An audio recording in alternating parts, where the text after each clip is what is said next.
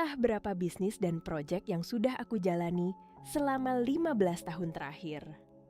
Kalau aku hitung, mungkin sudah lebih dari 12 yang gagal. Beruntun, berganti-ganti, seakan hidup sedang menguji ketahanan diriku tanpa jeda.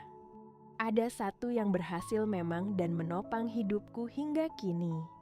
Tapi jujur saja, aku selalu merasa keberhasilan itu lebih banyak soal keberuntungan dan berkat Tuhan, bukan usahaku. Dengan rasio keberhasilan dan kegagalan yang tidak seimbang seperti itu, kegagalan-kegagalan itu tidak hanya membuatku lelah secara mental. Ia juga membuatku mempertanyakan nilai diriku sendiri. Apakah aku sebenarnya tidak mampu? Apakah aku memang tidak berbakat dalam apapun? Dan ketika pikiran-pikiran itu muncul, perlahan-lahan keberanian untuk memulai sesuatu menipis. Aku menjadi takut pada permulaan. Takut karena aku tahu bagaimana akhirnya terasa. Takut harus menjelaskan lagi pada diri sendiri, kenapa gagal lagi. Takut melihat harapan runtuh untuk yang kesekian kalinya. Seolah-olah setiap kegagalan baru bukan hanya kegagalan proyek, tetapi pengingat bahwa, lihat, kamu memang tidak bisa apa-apa. Orang sering bilang bahwa kegagalan adalah guru terbaik, tapi mereka jarang menyebut bahwa itu hanya berlaku bila gagal 1 atau 2 kali.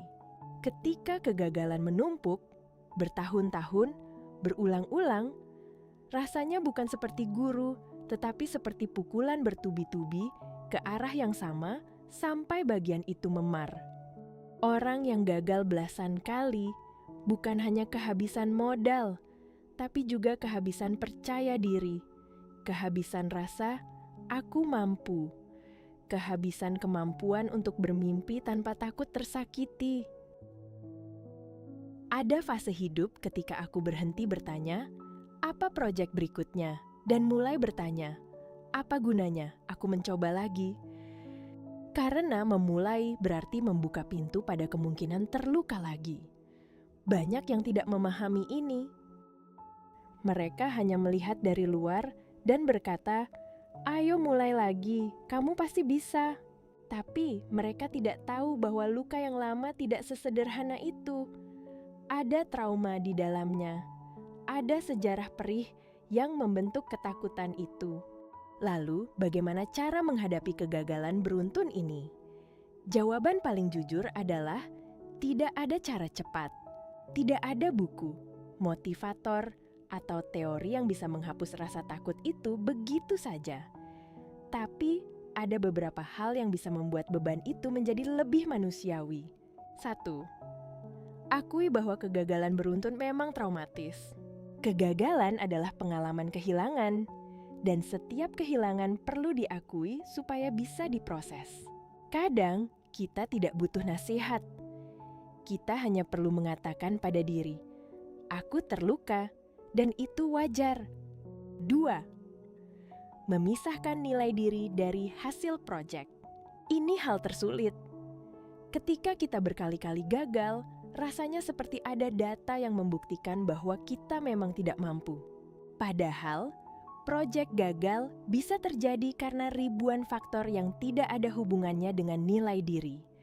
Pasar, momentum, kesehatan, energi mental, tim, timing, bahkan keberuntungan. Ada orang yang tidak pernah gagal karena mereka tidak pernah mencoba hal besar. Ada orang yang gagal sekali 2 kali lalu menyerah. Ada orang-orang seperti kita yang mencoba terlalu banyak dan jatuh terlalu sering. Kadang itu bukan kekurangan.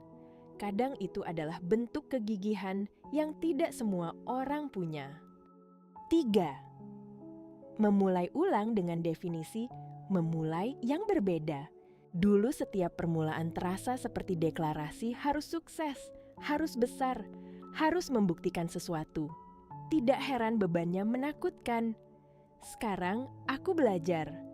Memulai bisa sekecil langkah 10 menit, ide yang belum sempurna, atau percobaan tanpa tujuan. Versi kecil dari memulai jauh lebih ramah untuk hatiku yang pernah hancur. 4. Beri jeda. Dalam kegagalan beruntun, seringkali masalahnya bukan kurang usaha, tetapi terlalu cepat memaksa diri untuk bangkit lagi sebelum luka sebelumnya sempat pulih. Kita melompat dari satu percobaan ke percobaan lain dengan harapan kali ini akan berbeda.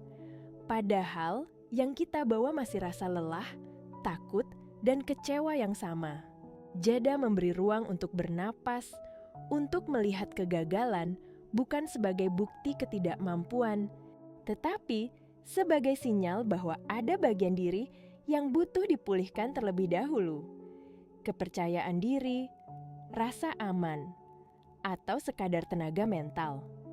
Dan justru dari jeda inilah memulai kembali bisa terasa lebih manusiawi. Bukan sebagai pelarian dari kegagalan sebelumnya, tetapi sebagai langkah baru yang diambil dengan kepala lebih jernih dan beban yang lebih ringan. Semakin lama aku pikirkan, semakin aku sadar bahwa kegagalan beruntun tidak selalu berarti kita tidak berbakat. Kadang itu justru menunjukkan bahwa kita hidup dengan berani. Berani mencoba hal yang tidak pasti. Berani berharap meski sudah sering kecewa. Berani memberi diri kesempatan meski takut mengulang luka yang sama. Bahkan berani berjalan lebih jauh dari banyak orang yang memilih berhenti. Dan keberanian seperti itu adalah kekuatan yang sering tidak kita sadari. Bila renungan ini bermanfaat, silahkan like, share, dan subscribe untuk lebih banyak renungan singkat seperti ini.